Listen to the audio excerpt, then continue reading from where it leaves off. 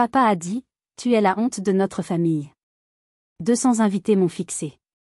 Je m'être suis levé, parfait. Alors efface-moi aussi de ton héritage. Son verre s'est écrasé. Plus personne ne respirait. Mon nom est Amélie Dubois et j'ai 32 ans. Samedi dernier, mon père a dit que j'étais la honte de notre famille. Il n'a pas chuchoté ces mots lors d'une dispute privée dans le secret de notre maison. Non. Il les a prononcés d'une voix claire et forte, devant 200 des personnes les plus influentes de Lyon. J'ai vu le flash de triomphe dans les yeux de mon frère Julien. J'ai senti le poids du silence de ma mère, qui a détourné le regard. Mon père a levé son verre, non pas pour célébrer sa carrière, mais comme pour porter un toast à ma chute publique, à mon exécution sociale. Mais il ne savait pas une chose. Il ne savait pas que la femme brisée qu'il pensait anéantir était morte depuis longtemps, et que ma réponse allait fissurer son monde et faire voler en éclats l'image parfaite de la famille Dubois. Je me tenais au milieu de la somptueuse salle de bal du château de la Couronne, un lieu historique où les mariages et les événements coûtent plus cher que le chiffre d'affaires annuel de ma petite entreprise. C'était la fête de départ à la retraite de mon père, Gérard Dubois. 40 ans à la tête de Dubois et Fils Bâtiment, l'empire que mon grand-père, un simple maçon, avait fondé à la sueur de son front. Les lustres en cristal, lourdes pampilles, scintillaient au-dessus de nous, projetant des milliers de reflets d'encens sur les murs lambrissés. La musique feutrée d'un quatuor à cordes flottait dans l'air, une mélodie élégante pour un monde qui n'était pas le mien. Les femmes portaient des robes de créateurs qui murmuraient la richesse, les hommes des costumes sur mesure impeccables. Et moi, dans ma simple robe noire, choisie spécifiquement pour ne pas attirer l'attention, je me sentais comme une tache d'encre sur une page blanche immaculée. J'étais un corps étranger, une anomalie dans ce tableau de perfection et de pouvoir. Mon père venait de terminer son discours. Il avait remercié avec une aisance parfaite ses partenaires, ses collègues, les politiciens présents. Il avait rendu un hommage appuyé à sa femme, ma mère Catherine, pour son soutien infaillible, son rôle de parfaite maîtresse de maison qui avait tant contribué à l'image de la famille. Puis, ses yeux m'ont trouvé, de l'autre côté de la salle, près d'une table où l'on m'avait placé avec des cousins éloignés. Le silence s'est fait. Un silence lourd, pesant, presque palpable. Tout le monde a suivi son regard. 200 pères Dieu se sont tournés vers moi. La musique s'est arrêtée en plein milieu d'une note. Le temps semblait s'être figé. Alors que je tenais ma coupe de champagne, mes doigts crispés sur le pied en cristal, je savais qu'il n'y avait pas de retour en arrière possible après ce que j'étais sur le point de faire. Mon cœur battait à tout rompre dans ma poitrine, un tambour assourdissant annonçant la guerre. Avant que je vous raconte en détail la bataille qui a suivi, cette confrontation qui a changé le cours de ma vie, j'aimerais savoir d'où vous m'écoutez. Dites-moi dans les commentaires de quelle ville ou de quel pays vous êtes, et quelle heure il est chez vous en ce moment. C'est incroyable de penser que mon histoire, si intime et douloureuse, peut voyager si loin et peut-être toucher quelqu'un qui en a besoin. Appuyez sur le bouton « J'aime » si vous vous êtes déjà senti comme le mouton noir de la famille, celui qui ne rentre pas dans le moule. Et n'oubliez pas de vous abonner pour ne pas manquer d'autres histoires de vie qui vous feront réfléchir sur la loyauté, le courage et le prix de la liberté. Pour comprendre la déflagration de cette soirée, il faut comprendre les fondations fissurées de ma famille. La dynastie Dubois. Mon père, Gérard, a transformé la petite entreprise de mon grand-père en un empire du bâtiment, façonnant une partie du paysage de Lyon. À 65 ans, il était un homme respecté, craint, puissant, habitué à ce que le monde se plie à sa volonté. Ma mère, Catherine, 62 ans, était la femme parfaite pour un homme comme lui. Élégante, discrète, elle gérait notre foyer et les œuvres de charité comme une entreprise, maintenant l'image impeccable de notre nom de famille. Et puis, il y avait mon frère aîné, Julien. 35 ans, avocat d'affaires, diplômé d'une grande école. Il était tout ce que nos parents avaient toujours désiré. Intelligent, ambitieux, impitoyable. Il était l'héritier désigné, celui qui reprendrait les rênes de Dubois et Fils. Il avait épousé la femme parfaite, vivait dans la maison parfaite, et jouait le rôle du fils parfait sans aucune fausse note. Et enfin, il y avait moi. Amélie. La rêveuse. L'artiste. Depuis que je suis enfant, mon monde n'est pas fait de briques et de béton, mais de senteurs et d'émotions. Pendant que Julien jouait à construire des gratte-ciel avec ses Legos, je passais des heures dans le jardin de ma mère, écrasant des pétales de rose et des feuilles de lavande pour en extraire l'essence. Je ne voulais pas construire des maisons, je voulais capturer des souvenirs dans un flacon. Mon rêve était de devenir parfumeur. Un artisan parfumeur. Pour mon père, ce n'était pas un métier. C'était une fantaisie, un caprice de jeune fille qui, selon lui, finirait par passer. Mais ce n'est jamais passé. Cette passion était devenue ma vie, mon entreprise, l'âme du parfum. Mais pour ma famille, ce n'était qu'un hobby embarrassant, une bizarrerie qu'on tolérait en silence. Et ce soir-là, mon père avait décidé qu'il était temps de mettre fin à ce hobby, publiquement et brutalement. Comment une simple passion a-t-elle pu provoquer une telle haine? La guerre entre mon père et moi n'a pas commencé ce soir-là, sous les lustres du château de la Couronne. C'était une guerre froide, une guerre d'usure, qui durait depuis plus de 10 ans. Une guerre faite de silences lourds pendant les repas de famille, de soupirs exaspérés quand je parlais de mon travail, et de regards déçus qui en disaient plus long que n'importe quel cri. Chaque choix que je faisais était une bataille, un acte de rébellion silencieuse. Quand j'ai annoncé, à 18 ans, que je voulais étudier la chimie à l'université, avec une spécialisation en parfumerie à Grasse, mon père a éclaté d'un rire sec et méprisant. La chimie, c'est pour les laboratoires, pas pour mélanger des jus de fleurs dans une cave. C'est ridicule. Tu feras une école de commerce, comme ton frère. Point final. Nous avons trouvé un compromis boiteux, ou plutôt, j'ai cédé en apparence pour gagner ma liberté en secret. J'ai fait une école de commerce à Lyon, mais j'ai passé tout mon temps libre et mes étés à suivre des formations intensives à Grasse, la capitale mondiale du parfum. J'ai appris auprès des meilleurs, des nés, dont le talent était légendaire, des hommes et des femmes qui parlaient le langage des odeurs. J'ai utilisé tout l'argent que j'avais, celui de mes petits boulots et de mes bourses, pour acheter des matières premières, des huiles essentielles rares, des absolues précieuses qui coûtaient plus cher que l'or. Mon petit appartement d'étudiante sentait le jasmin de Grasse, le bois de santal de Mysore et l'ambre gris. C'était mon sanctuaire, mon laboratoire secret. Après mon diplôme, mon père m'attendait au tournant. Un bureau m'était réservé chez Dubois et Fils, au service marketing. Tu pourras utiliser ta créativité pour vendre nos appartements, m'avait-il dit avec un air de grande magnanimité, comme s'il me faisait une faveur immense. J'ai refusé. Poliment, mais fermement. Ce jour-là, j'ai vu pour la première fois le mépris pur dans ses yeux. Pas de la déception, non. Du mépris. Pour lui, refuser sa générosité, refuser le nom du bois, c'était une trahison impardonnable. Avec mes maigres économies, j'ai loué un petit local dans le quartier des artisans de la Croix-Rousse et j'ai créé l'âme du parfum. C'était minuscule. Une simple table de travail, des étagères en bois remplies de flacons bruns, et un rêve immense. Je travaillais jour et nuit, souvent jusqu'à l'épuisement. Je créais des parfums sur mesure pour des clients qui cherchaient quelque chose d'unique, une signature olfactive qui racontait leur histoire. Mon entreprise ne faisait pas des millions, loin de là, mais elle payait mes factures. Et surtout, elle me rendait heureuse. Elle donnait un sens à ma vie. Pour ma famille, c'était une source de honte constante. Lors des dîners de famille dominicaux, Julien parlait de ses fusions-acquisitions à plusieurs millions d'euros. Moi, quand on me demandait ce que je faisais, je répondais je suis parfumeur. Un silence gêné suivait toujours. Ma mère changeait de sujet, parlant de la météo. Mon père me lançait un regard noir, comme si j'avais dit une grossièreté. Le point de rupture a eu lieu 3 mois avant la fête. J'étais sur le point de signer le plus gros contrat de ma vie, celui qui pouvait tout changer. Monsieur Bernard, le propriétaire d'une nouvelle chaîne d'hôtels de luxe à Lyon, était tombé amoureux de mes créations. Il voulait que je développe une ligne complète de produits parfumés exclusifs pour ses hôtels. C'était une opportunité incroyable. J'avais travaillé des semaines sur les propositions, créant des senteurs uniques qui capturaient l'esprit de ces hôtels. Il était conquis. Le contrat était sur son bureau, prêt à être signé. Et puis, Julien est intervenu. Il a appris l'existence de ce contrat, probablement par une indiscrétion lors d'un dîner. Il a organisé un déjeuner avec Monsieur Bernard. Il ne lui a pas parlé de parfum. Il lui a parlé de béton.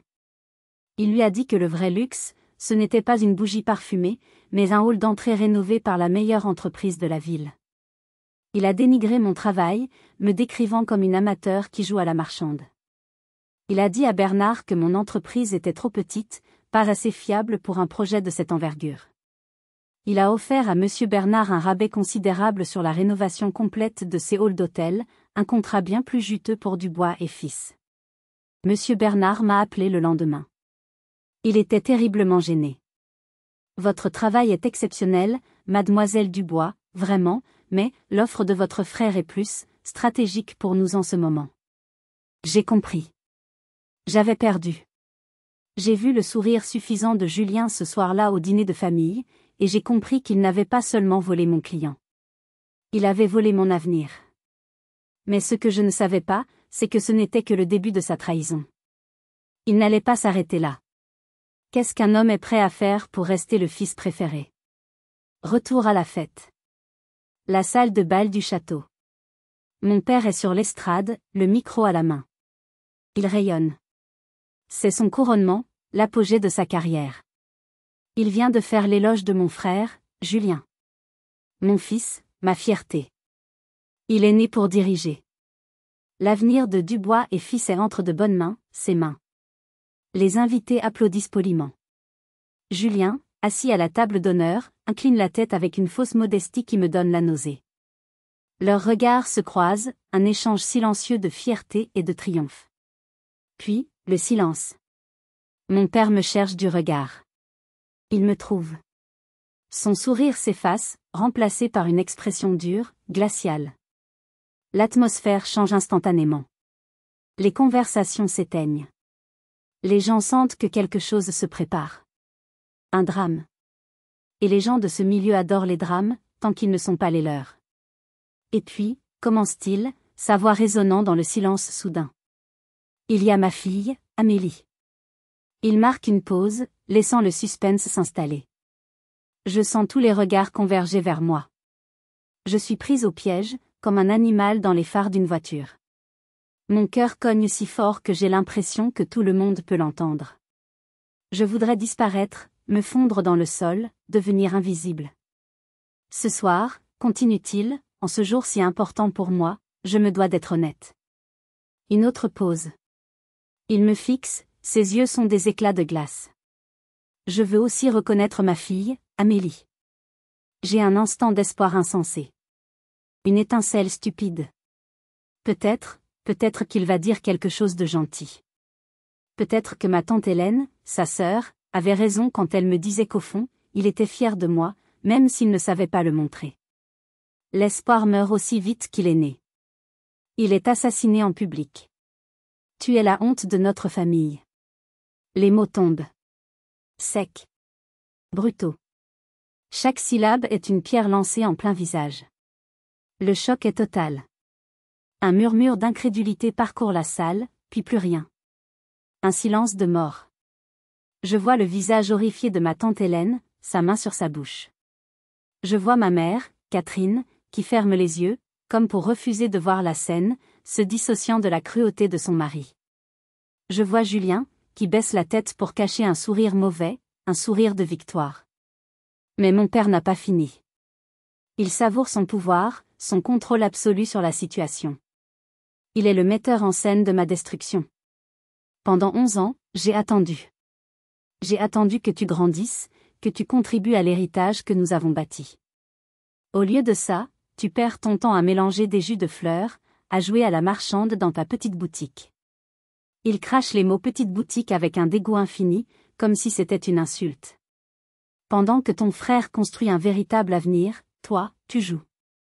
Tu es une déception. Une immense déception. Chaque mot est un coup de poignard. Il ne me parle pas. Il s'adresse à son public. Il me sacrifie sur l'autel de sa fierté, pour bien montrer à tous qui est le maître, qui a le pouvoir de créer et de détruire. La honte est une vague brûlante qui me submerge. J'ai envie de pleurer, de crier, de m'enfuir. Je sens les larmes monter, brûlant mes paupières, mais je les ravale. Non. Je ne lui donnerai pas cette satisfaction. Je ne pleurerai pas. Pas devant eux. Je le regarde. Et dans ses yeux, je ne vois pas de la colère spontanée. Je vois de la froideur. Du calcul. Il a planifié ça. Ce n'est pas une explosion de colère, c'est une exécution. Et je suis la condamnée. Mais pourquoi une telle cruauté publique, pourquoi ce besoin de m'anéantir devant tout le monde? Le silence dans la salle était assourdissant. On aurait pu entendre une plume tomber sur la moquette épaisse. 200 paires d'yeux me fixaient, un mélange de pitié embarrassée, de curiosité morbide et de jugement silencieux. J'étais le spectacle de la soirée. Le scandale qui allait alimenter les conversations des dîners mondains pendant des semaines. Mon père se tenait sur l'estrade, triomphant, comme un empereur romain décidant du sort d'un gladiateur d'un simple pouce baissé. Pendant une seconde, j'ai voulu m'effondrer. Disparaître sous la table. Mais alors que je croisais le regard satisfait de mon frère Julien, quelque chose a changé en moi.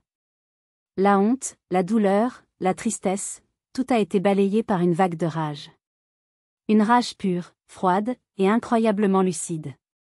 C'était la rage de l'animal blessé qui décide de se battre jusqu'au bout. C'était la rage de 11 années de mépris accumulés, de rêves ridiculisés, de succès ignorés. Lentement, très lentement, je me suis levée. Le bruit de ma chaise raclant le parquet a semblé résonner comme un coup de tonnerre dans le silence de cathédrale. Ma main ne tremblait plus. Ma coupe de champagne était stable. J'ai senti tous les regards sur moi, attendant de voir si j'allais fuir en larmes ou m'évanouir. Ils allaient être déçus. J'ai regardé mon père, droit dans les yeux. Ma voix est sortie, claire et ferme, portant dans toute la salle sans que j'aie besoin de crier. Parfait. Un seul mot. Mais il a eu l'effet d'une détonation. Le visage de mon père a changé. La surprise a remplacé la suffisance. Il ne s'attendait pas à ça. Il s'attendait à des larmes, pas à un défi. Alors efface-moi aussi de ton héritage. C'était une déclaration de guerre. Le choc a été si violent que la coupe de champagne a glissé des doigts de mon père. Elle s'est écrasée sur le marbre de l'estrade dans un bruit de cristal brisé qui a fait sursauter tout le monde. Le son de ma vie qui changeait. Le liquide doré s'est répandu sur le sol blanc comme du sang. Plus personne ne respirait. Mais je n'avais pas fini. La digue avait cédé. 11 ans de silence, de frustration et de paroles ravalées se sont déversés. Tu veux savoir ce que j'ai contribué à cette famille, ai-je continué, ma voix montant en puissance à chaque mot. J'ai contribué mon silence, pendant que tu passais 11 ans à dire à qui voulait l'entendre que j'étais une ratée. J'ai contribué ma présence à chaque dîner de famille où vous m'avez fait comprendre que mon travail ne valait rien. J'ai contribué ma patience, pendant que tu traitais ma carrière comme un hobby que j'aurais dû abandonner depuis longtemps. Je me suis tournée vers les invités, balayant la salle du regard. Ce que cet homme ne vous dit pas, c'est que mes jus de fleurs ont aidé des associations à récolter des fonds pour des enfants malades. Que ma petite boutique a permis à des petites entreprises de se lancer, de créer des emplois. J'ai construit quelque chose à partir de rien. Sans son nom, sans son argent, sans son aide. Et j'en suis fière. Je me suis retournée vers mon père, le défiant du regard. Tu sais quelle est la vraie honte, papa? Ce n'est pas que j'ai choisi l'art plutôt que le béton. La vraie honte, c'est d'avoir un père qui préférerait avoir une fille misérable travaillant dans son entreprise, plutôt qu'une fille heureuse qui réussit par elle-même. La vraie honte, c'est d'essayer de détruire le bonheur de son propre enfant devant tout le monde, juste pour flatter son ego. Julien s'est levé, voulant sans doute jouer les sauveurs ou me faire taire, mais je lui ai lancé un regard si glacial qu'il s'est rassis aussitôt. Ce moment était à moi. J'ai levé ma propre coupe. Alors voici ce qui va se passer. Je vais sortir d'ici la tête haute. Et je vais construire l'entreprise de parfum la plus prospère que cette ville ait jamais connue. Et quand mon nom sera dans les journaux pour les bonnes raisons, souviens-toi de cette soirée. Souviens-toi que tu as eu la chance d'être fier de moi, mais que tu as choisi d'avoir honte. J'ai bu mon champagne d'un trait. J'ai posé le verre sur la table. Un clic sec et définitif. Félicitations pour ta retraite, papa. J'espère qu'elle t'apportera tout ce que tu mérites. Sur ces mots, j'ai tourné les talons et j'ai traversé la salle. La foule s'est écartée devant moi comme la mer Rouge. Personne n'a dit un mot. Personne n'a bougé. Je suis sorti dans la nuit fraîche, laissant derrière moi les ruines de ma famille. Mais en partant, une question me hantait, avais-je gagné une bataille, ou venais-je de déclencher une guerre que je ne pourrais jamais gagner? Je ne me souviens pas du trajet pour rentrer chez moi. Mon esprit était un brouillard de rage, de douleur et d'adrénaline. Je me suis retrouvée dans mon petit appartement, toujours dans ma robe noire, assise dans la cuisine à 3 heures du matin. Mon téléphone n'arrêtait pas de s'allumer sur la table, vibrant frénétiquement. Des appels de Julien, de ma mère, de ma tante Hélène, d'amis de la famille qui voulaient sans doute leur part du drame. Je les ai tous ignorés. Le silence était mon seul refuge, ma seule armure. L'euphorie de ma rébellion, cette montée d'adrénaline qui m'avait porté, s'estompait lentement, laissant place à un vide glacial dans ma poitrine. Qu'est-ce que j'avais fait? J'avais coupé les ponts. De la manière la plus spectaculaire et la plus publique qui soit. Le lendemain matin, le scandale Dubois serait le sujet de conversation principal de tout Lyon. J'avais peut-être gagné le respect de moi-même, mais j'avais perdu ma famille. Pour de bon, cette fois. Mais le pire était à venir. Je pensais que l'humiliation publique était le fond du gouffre. Je me trompais. Mon père n'était pas du genre à accepter une défaite, encore moins une humiliation publique de la part de sa propre fille. Il n'allait pas se contenter de m'ignorer. Il allait me détruire. La politique de la terre brûlée. Il allait me faire regretter d'être né. Tout a commencé le lundi matin.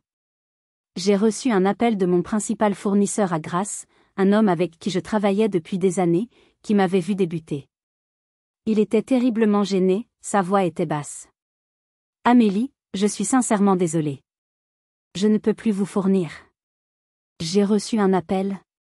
On m'a fait comprendre de manière très claire que si je continuais à travailler avec vous, les portes de certains gros contrats de construction se fermeraient pour moi et ma famille.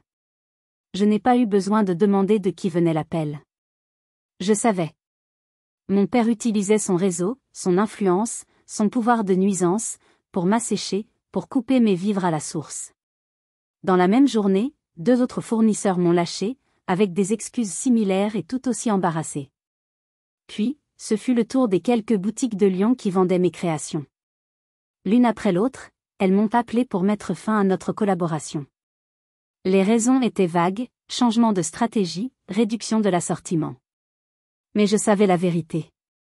Mon père était en train de m'effacer de la carte. Il voulait s'assurer que ma prophétie de succès ne se réalise jamais. Il voulait me voir échouer, ramper, et peut-être, revenir le supplier de me pardonner. En une semaine, j'ai perdu près de la moitié de mes sources d'approvisionnement en matières premières et tous mes points de vente physiques à Lyon. Mon entreprise, mon Anne du parfum, mon bébé, était à genoux. Le téléphone ne sonnait plus pour des commandes, mais pour des annulations. Mon rêve se transformait en cauchemar. J'étais seule, complètement seule. Pendant un instant, assise dans mon petit atelier vide, entourée de flacons qui ne se vendraient plus, j'ai pensé qu'il avait gagné. L'odeur du jasmin et de la rose, qui d'habitude me réconfortait, me semblait maintenant être le parfum de l'échec. J'ai pensé à tout abandonner. Fermer boutique, trouver un travail anonyme, disparaître. La pression était immense, le désespoir total. Je me suis demandé ce que j'aurais dû faire. Aurais-je dû me taire à cette fête? Endurer l'humiliation en silence, comme je l'avais toujours fait? J'aimerais vous poser la question. Si vous aviez été à ma place, confronté à un tel choix, qu'auriez-vous fait? Auriez-vous choisi la paix familiale au prix de votre dignité, ou la guerre pour défendre qui vous êtes? Dites-le moi dans les commentaires, votre avis m'intéresse sincèrement. Cette nuit-là, je n'ai pas dormi. J'ai regardé le plafond, et j'ai vu le visage triomphant de mon père. J'ai pleuré, pour la première fois. Des larmes de rage et d'impuissance. Mais si vous pensez que c'est la fin de l'histoire, que j'ai baissé les bras, alors vous ne me connaissez pas encore. Car c'est souvent quand on n'a plus rien à perdre que l'on trouve la force de tout reconstruire. Mais comment se battre contre un ennemi si puissant, qui connaît toutes vos faiblesses? Les semaines qui ont suivi ont été les plus sombres de ma vie. Mon compte en banque se vidait à vue d'œil. Le doute s'était installé, un poison lent qui rongeait ma détermination. Chaque jour était une lutte pour ne pas sombrer dans la dépression. Je passais mes journées à chercher de nouveaux fournisseurs, mais le nom, Dubois, me précédait. Les portes se fermaient avant même que j'aie pu les pousser. Mon père avait bien fait son travail. J'étais devenue une paria dans le milieu. La solitude était la pire. Ma mère ne répondait plus à mes appels. Julien m'avait envoyé un seul message, plein de venin: tu l'as bien cherché. J'espère que tu es contente maintenant. Seule ma tante Hélène, la sœur de mon père, m'appelait régulièrement. Elle était infirmière humanitaire, l'exact opposé de son frère. Elle n'avait pas de pouvoir ni d'argent, mais elle avait un cœur immense. Tiens bon, ma chérie, me disait-elle. La nuit est toujours plus sombre juste avant l'aube. Ces paroles étaient un baume sur mes plaies, mais l'aube semblait encore bien loin. Et puis, un soir, alors que j'étais sur le point de tout arrêter, de rendre les clés de mon atelier, une lueur est apparue. Un simple email. Il venait d'une femme nommée Chloé, une blogueuse lifestyle assez connue à Lyon. Elle avait entendu parler de l'incident à la fête, mais aussi des représailles de mon père. Son message était simple et direct: ce que votre père a fait est ignoble. Ce que vous faites est magnifique. J'aimerais raconter votre histoire. Je l'ai rencontrée le lendemain dans un café. Elle était jeune, pleine d'énergie et d'une indignation rafraîchissante. Je lui ai tout raconté. L'histoire de ma passion, les humiliations, la trahison de mon frère, la vengeance de mon père. Je lui ai fait sentir mes créations. Elle a été captivée, non seulement par l'histoire, mais par la qualité de mon travail. Une semaine plus tard, elle a publié un article sur son blog. Le titre était « L'âme du parfum, quand le talent est plus fort que la tyrannie ». Elle n'a pas nommé mon père, mais tout le monde à Lyon a compris. Elle a raconté mon histoire avec une sensibilité incroyable. Elle a décrit mes parfums non pas comme des produits, mais comme des œuvres d'art, des poèmes olfactifs. Elle a parlé de mon courage, de ma résilience. Elle a terminé son article par un appel vibrant: soutenons les artisans qui se battent pour leurs rêves contre les empires qui veulent les écraser. L'article est devenu viral à l'échelle de la ville. Il a été partagé des milliers de fois sur les réseaux sociaux. Et soudain, quelque chose a changé. Mon site internet, jusqu'alors silencieux, a commencé à recevoir des commandes. Des petites commandes, venant de gens que je ne connaissais pas. Des femmes, surtout. Elles n'achetaient pas seulement un parfum. Elles achetaient une histoire. Elles soutenaient une cause. Chaque commande était accompagnée d'un petit mot d'encouragement. Ne lâchez rien. Vous êtes une inspiration. Votre histoire m'a touchée. Ce n'était pas un raz-de-marée. C'était une douce pluie après une longue sécheresse. Ce n'était pas assez pour me rendre riche, mais c'était assez pour payer mon loyer du mois suivant. C'était assez pour rallumer la flamme de l'espoir. J'ai compris que mon père pouvait contrôler les grandes entreprises, mais il ne pouvait pas contrôler le cœur des gens. J'ai décidé de changer de stratégie. J'ai arrêté de chercher de gros fournisseurs. Je me suis tournée vers de petits producteurs locaux, en Provence, en Auvergne. Des familles qui cultivaient la lavande, la rose, l'iris depuis des générations. Ils n'avaient pas peur de mon père. Ils respectaient mon travail. La qualité de leurs huiles essentielles était encore meilleure, plus pure. Je reconstruisais mon entreprise, non pas sur le pouvoir et l'argent, mais sur l'authenticité et la passion. C'était plus lent, plus difficile. Mais c'était à moi. C'était vrai. J'avais trouvé une nouvelle armée, une armée de gens ordinaires qui croyaient en moi. Mais est-ce que cela serait suffisant pour survivre à long terme? Les 2 années qui ont suivi ont été un marathon. Pas de sprint, pas de victoire éclatante. Juste le travail. Jour après jour. Je me levais avant le soleil et je me couchais bien après minuit. J'étais devenue une femme orchestre. Je créais les parfums, je négociais avec mes petits producteurs, je mettais en flacon, je préparais les colis, je gérais le site internet, je répondais personnellement à chaque client. Mon atelier était devenu ma maison, mon refuge, mon champ de bataille. J'ai mis tout mon cœur, toute mon âme, dans chaque création. Mes parfums n'étaient pas des produits de masse. Ils avaient une histoire. Jardin de ma mère était un hommage aux roses du jardin de mon enfance, un souvenir doux amer d'un temps où l'amour semblait plus simple. Vent de liberté était un mélange audacieux d'agrumes et de notes marines, inspiré par le soir où j'avais quitté la fête de mon père, par cette bouffée d'air frais après des années d'étouffement. Les clients sentaient cette authenticité.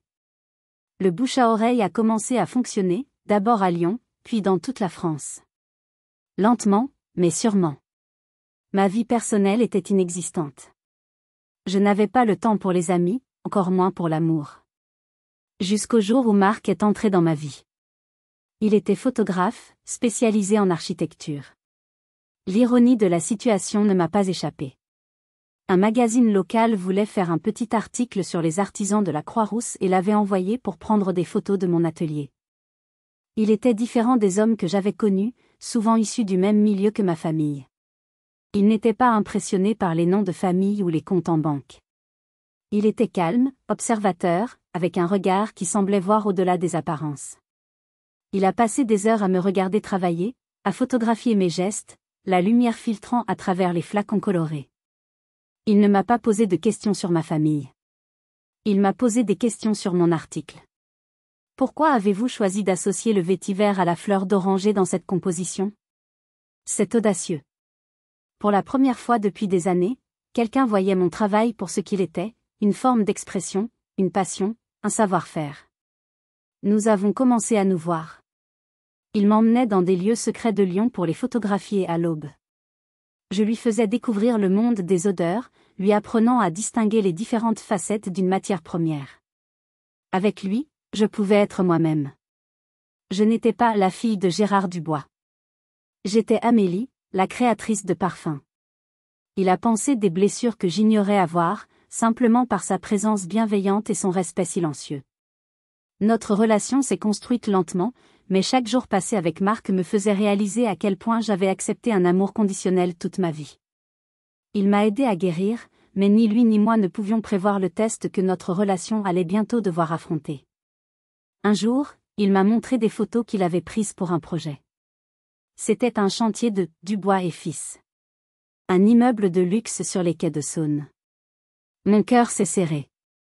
Le client est ton père, ai-je demandé, ma voix soudainement fragile. Il a hoché la tête, l'air mal à l'aise. Je ne savais pas quand j'ai accepté le contrat. Amélie, c'est juste un travail. Je le savais, mais voir ces images, voir le logo de l'entreprise qui avait essayé de me briser, photographié par l'homme que j'aimais, c'était une épreuve. Ce soir-là, nous avons eu notre première vraie dispute. La peur s'était emparée de moi, une peur irrationnelle et viscérale. Et si mon père essayait de l'utiliser contre moi? Et si Marc devait choisir entre sa carrière et moi? La blessure était encore à vif, la paranoïa jamais très loin. Allait-il comprendre? Ou notre amour naissant allait-il se briser sur les ruines de mon passé familial? Marc n'a pas fui. Il n'a pas essayé de minimiser ma peur. Il a écouté. Et quand j'ai eu fini de vider mon sac, de lui exposer toutes mes craintes irrationnelles, il m'a prise dans ses bras et m'a dit les mots que j'avais besoin d'entendre. Je suis dans ton camp, Amélie. Toujours. Le lendemain, il a appelé le bureau de mon père et a annulé le contrat, prétextant un conflit d'agenda. Il a perdu de l'argent, un contrat important. Mais il a gagné ma confiance. Totalement. J'ai su à ce moment-là que c'était du sérieux. Que j'avais enfin trouvé quelqu'un qui me choisirait, moi, avant tout le reste. Cet acte de loyauté a été comme un déclic. Il a balayé les derniers restes de peur et de doute qui me freinaient. J'ai arrêté de regarder en arrière, d'anticiper les coups bas. Je me suis concentré uniquement sur l'avenir. Et l'avenir s'annonçait prometteur. Le vrai tournant est arrivé de la manière la plus inattendue. Un matin, en triant mes emails, j'en ai découvert un avec pour objet, article pour Vogue Paris. J'ai cru à un spam et j'ai failli le supprimer. Mais non. Une journaliste du plus grand magazine de mode français avait découvert mon site, probablement grâce au bouche à oreille parisien. Elle était intriguée par mon histoire, par mon approche artisanale à une époque dominée par les grands groupes de luxe. Elle est venue à Lyon. Elle a passé 2 jours avec moi. Elle a interviewé mes petits producteurs, mes clients fidèles. Elle a été touchée par mon histoire, mais surtout, elle a été bluffée par la qualité et l'originalité de mes parfums. L'article est paru 1 mois plus tard. 2 pages entières. Avec des photos magnifiques prises par un grand photographe de mode. Le titre était « Amélie Dubois, la rebelle qui réenchante la parfumerie française ». L'impact a été immédiat et fulgurant. C'était comme si une bombe avait explosé dans ma petite vie tranquille. Mon petit site artisanal a été pris d'assaut. Les commandes affluaient de Paris, de New York, de Tokyo. J'ai vendu en une semaine ce que je vendais habituellement en 6 mois. J'étais complètement dépassée, répondant aux emails jusqu'à 4 heures du matin. Puis le téléphone a sonné. C'était l'acheteur des Galeries Lafayette Haussmann. Le temple du luxe parisien. Mademoiselle Dubois, nous lisons l'article de Vogue. Nous sommes très intéressés. Pouvez-vous monter à Paris la semaine prochaine? J'étais terrifiée et excitée. C'était la cour des grands. J'ai passé la semaine à préparer ma présentation, avec l'aide de Marc qui a créé un portfolio magnifique de mes créations. J'y suis allée avec mes petits flacons, mon histoire, et rien d'autre. Je n'avais pas de budget marketing, pas d'équipe de vente. Juste ma passion. Ils ont adoré. Ils ont aimé l'authenticité, l'histoire, la qualité. Ils m'ont proposé un corner exclusif dans leur section « Parfums de niche ». Un contrat de distribution nationale. C'était un rêve qui devenait réalité. Un rêve que mon père avait tout fait pour tuer. En rentrant à Lyon, dans le train, j'ai regardé le contrat posé sur la table. C'était plus qu'un bout de papier. C'était ma victoire. La preuve que j'avais eu raison de me battre, de persévérer. La première chose que j'ai faite a été d'appeler une agence immobilière. J'avais besoin d'un vrai laboratoire, d'un vrai atelier. Et j'ai embauché ma première employée, une jeune chimiste passionnée, tout juste sortie de l'école. En la regardant, avec ses yeux qui brillaient d'enthousiasme, j'ai vu la jeune femme que j'étais 10 ans plus tôt, pleine de rêves et d'incertitudes. L'âme du parfum n'était plus seulement moi. C'était en train de devenir quelque chose de plus grand. Mais alors que je célébrais ma victoire, une pensée ne me quittait pas. Est-ce que mon père avait vu l'article? Et si oui, qu'est-ce qu'un homme comme lui ressentait face au succès de celle qu'il avait voulu anéantir? 3 ans. 3 années s'étaient écoulées depuis la fameuse fête de retraite. 3 années depuis que j'avais vu mon père pour la dernière fois. L'âme du parfum avait prospéré au-delà de mes rêves les plus fous. Nous avions maintenant une équipe de 5 personnes, un bel atelier boutique dans le vieux Lyon qui attirait les touristes et les connaisseurs, et nos créations étaient vendues dans les plus beaux magasins de France et même à l'étranger. J'avais réussi. J'avais une vie que j'aimais, un travail qui me passionnait, et un homme, Marc, qui me soutenait inconditionnellement. Pendant ce temps, des rumeurs commençaient à circuler sur Dubois et Fils Bâtiment. Des rumeurs persistantes, que ma tante Hélène me confirmait à demi-mot lors de nos rares déjeuners. L'entreprise, sous la direction de Julien, semblait avoir perdu son âme. Julien était un excellent avocat, un gestionnaire froid, mais un piètre visionnaire. Il gérait l'entreprise avec la froideur d'un tableur Excel, sans la passion et l'instinct qui avaient fait le succès de mon père et de mon grand-père. L'image de l'entreprise était vieillissante, conservatrice, arrogante. Il perdait des contrats importants face à des concurrents plus jeunes, plus innovants, qui comprenaient mieux les nouvelles attentes du marché en matière de développement durable et d'architecture. L'empire commençait à se fissurer. Je n'en tirais aucune joie. C'était étrange.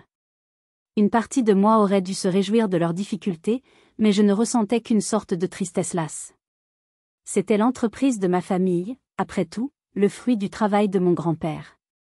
Un mardi après-midi, alors que je travaillais sur une nouvelle composition, ma jeune assistante est entrée dans mon laboratoire, l'air nerveux. « Amélie, il y a un monsieur qui demande à vous voir. Il n'a pas de rendez-vous. Il dit qu'il s'appelle Gérard Dubois. » Le monde s'est arrêté. Mon père. Ici, dans mon atelier. Mon sanctuaire. J'ai senti mon cœur s'emballer, un mélange de peur et de colère ancienne. Que voulait-il m'humilier à nouveau, me menacer? J'ai hésité, puis une force tranquille s'est emparée de moi. Je n'étais plus la même femme. J'ai dit: faites-le entrer. Il est entré dans mon laboratoire. L'homme que j'avais en face de moi n'était plus le titan que j'avais connu. Il avait vieilli. Pas seulement de 3 ans. Il avait vieilli de 10 ans. Ses épaules étaient voûtées, son costume coûteux semblait trop grand pour lui. Il avait l'air fatigué, vaincu. Il a regardé autour de lui, les rangées de flacons, les balances de précision, les murs couverts de formules. Il semblait découvrir un monde dont il ne soupçonnait pas l'existence, un monde de patience et de subtilité. « Bonjour, Amélie », a-t-il dit d'une voix rauque, presque inaudible. « Bonjour », ai-je répondu, ma voix plus froide que je ne l'aurais voulu. Il y a eu un long silence, incroyablement gênant. Il ne savait pas par où commencer. J'ai vu l'article dans Vogue, a-t-il finalement admis. Et les autres? Tu as bien réussi. C'était dit sans chaleur, comme un constat. J'ai travaillé dur, ai-je simplement répondu. Il a hoché la tête, regardant ses chaussures de luxe. L'entreprise? Dubois et Fils, ne va pas bien. Il a eu du mal à prononcer ces mots. C'était un aveu d'échec terrible pour un homme dont la fierté était la seule religion. Julien, il fait de son mieux, mais nous sommes dépassés. Notre image est désastreuse. Nous avons l'air d'une relique du passé. Il a relevé la tête, et pour la première fois, j'ai vu de la détresse dans ses yeux. Pas de la colère, pas de la fierté. De la pure détresse. Je suis venu te demander de l'aide. J'ai failli éclater de rire. Un rire amer et hystérique. C'était surréaliste. L'homme qui avait tout fait pour me détruire venait me demander de le sauver. De l'aide, quel genre d'aide? Je veux que tu nous aides. Avec ton talent. Pour le marketing, l'image. Pour tout moderniser. Il a fait une pause, puis a ajouté les mots que je n'aurais jamais cru entendre de sa bouche, prononcés dans un souffle. Je suis désolé, Amélie. Pour tout. J'ai eu tort. Le voir là, humble, brisé, me demandant pardon. C'était une victoire totale. Mais une victoire au goût amer. Que devais-je faire, lui claquer la porte au nez, comme il l'avait fait avec moi pendant des années, ou accepter, et prendre le risque de replonger dans l'enfer familial que j'avais mis tant de temps à fuir? J'ai regardé mon père, cet homme qui était à la fois mon bourreau et mon créateur. Le voir si vulnérable, si diminué, a éteint la dernière braise de ma colère. À sa place, il n'y avait plus que de la pitié. Et une opportunité. L'opportunité de clore ce chapitre de ma vie, de tourner la page, mais à mes conditions. Je ne le ferai pas pour toi, ai-je dit calmement, ma voix ne tremblant pas. Je ne le ferai pas pour Julien. Je le ferai pour grand-père. Pour l'homme qui a posé la première brique de cette entreprise avec ses propres mains et qui aurait eu honte de voir ce qu'elle est devenue. Et je le ferai en tant que professionnel. J'ai posé mes conditions, et elles étaient non négociables. L'âme du parfum serait engagée en tant que consultant externe. Nous aurions un contrat en bonne et due forme, avec des honoraires clairs, qui seraient les mêmes que pour n'importe quel autre client de cette envergure. J'aurais une liberté créative totale. Aucune interférence de sa part, ni de celle de Julien. Je rapporterai directement au conseil d'administration, pas à eux. Je serai le seul maître à bord pour ce projet. Il a tout accepté, sans discuter, d'un simple hochement de tête. Il était désespéré. La première réunion a été un cauchemar. Elle a eu lieu dans la grande salle de conférence de Dubois et Fils, la même où mon père m'avait offert un poste 11 ans plus tôt. J'étais assise en face de lui et de Julien. L'atmosphère était électrique, si tendue qu'on aurait pu la couper au couteau.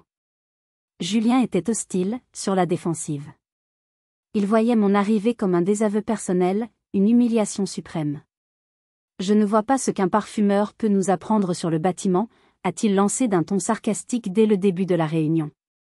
Je ne vais pas vous parler de béton, Julien, ai-je rétorqué froidement. Je vais vous parler de désir, d'émotion, d'histoire. Des choses que vous avez oubliées. Une marque, ce n'est pas un logo. C'est une promesse. Et en ce moment, votre promesse est celle d'un monde qui n'existe plus. Travailler avec mon père et mon frère était l'une des choses les plus difficiles que j'ai jamais faites. Chaque réunion était un champ de mines. Julien critiquait chacune de mes propositions, cherchant la petite bête, essayant de me déstabiliser. Mon père, par habitude, essayait de reprendre le contrôle, de donner son avis sur tout. Mais j'ai tenu bon. Marc était mon roc durant cette période, me rappelant chaque soir pourquoi je faisais ça. Ce n'était pas seulement pour leur entreprise, mais pour moi. Je devais leur prouver, et me prouver, que je n'étais plus la petite fille qu'ils pouvaient intimider. J'ai fait appel aux meilleurs. J'ai engagé Marc pour toute la partie photographique, un jeune architecte talentueux pour repenser l'identité visuelle des programmes immobiliers, et mon équipe a travaillé d'arrache-pied sur une nouvelle stratégie de communication.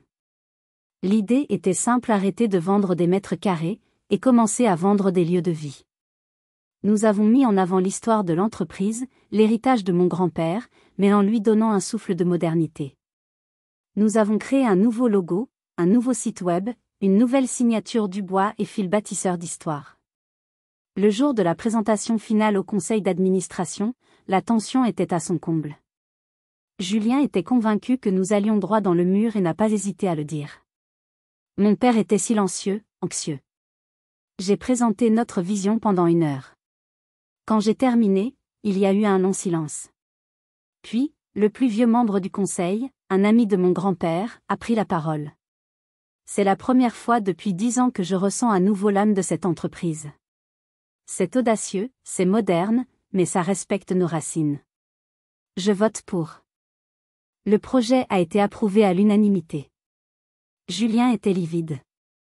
Mon père, pour la première fois, m'a regardé avec quelque chose qui ressemblait à du respect, peut-être même de l'admiration. Nous avions réussi la première étape. Mais la partie la plus difficile restait à venir, mettre en œuvre cette vision et voir si le marché allait y adhérer. Allions-nous réussir à sauver l'Empire, ou n'avions-nous fait que redécorer un navire en train de couler? La nouvelle stratégie a été un succès retentissant. La campagne de communication a touché sa cible. Les clients, notamment les plus jeunes et les plus fortunés, ont été séduits par cette nouvelle image qui alliait tradition et modernité, luxe et authenticité. Dubois et Fils a recommencé à signer de gros contrats. L'entreprise était sauvée. 4 ans, jour pour jour, après la fête de retraite, je me suis retrouvée à nouveau au château de la Couronne. Mais cette fois, ce n'était pas en tant qu'invitée embarrassante reléguée au fond de la salle. J'étais sur l'estrade, sous les mêmes lustres, recevant le prix de la femme entrepreneur de l'année de la Chambre de commerce de Lyon. Dans la salle, il y avait mon équipe, mes amis, et Marc, mon fiancé, qui me regardait avec des yeux brillants de fierté. Et à une table, il y avait ma famille. Ma mère, qui pleurait doucement, mais cette fois, c'était des larmes de joie. Julien, qui pour la première fois, applaudissait sincèrement, sans une once de jalousie. Et mon père. Après la cérémonie, il est venu me voir. Il n'y avait plus d'arrogance en lui, seulement de l'émotion. Je me suis trompée, Amélie, a-t-il dit, sa voix brisée. Tu n'es pas la honte de cette famille. Tu en es la plus grande fierté. Ces mots, que j'avais si longtemps espérés, n'avaient plus le même poids. Non pas qu'il ne me touchait pas, mais ma valeur ne dépendait plus de son approbation. Je l'avais trouvé en moi-même, dans mon travail, dans l'amour de Marc, dans le respect de mon équipe. Je lui ai souri, et pour la première fois, c'était un sourire sincère, sans amertume. Merci, papa. Ce soir-là, j'ai compris que la plus grande victoire n'était pas d'avoir bâti une entreprise prospère ou d'avoir gagné le respect de mon père. La plus grande victoire était d'avoir trouvé la paix. Parfois, le rejet des personnes qui sont censées vous aimer est le plus grand cadeau qu'elles puissent vous faire. Il vous force à chercher votre propre lumière, à construire votre propre valeur. Il vous libère. Avez-vous déjà dû choisir entre l'approbation de votre famille et être fidèle à vous-même? Racontez-moi votre histoire dans les commentaires, j'ai hâte de vous lire. Si cette histoire a résonné en vous, merci de laisser un « j'aime » et de la partager avec quelqu'un qui a besoin d'entendre qu'il est normal de décevoir les autres pour ne pas se décevoir soi-même. Merci de m'avoir écouté, et n'oubliez pas, parfois, les moments les plus douloureux de nos vies sont en réalité le début de nos plus grands triomphes.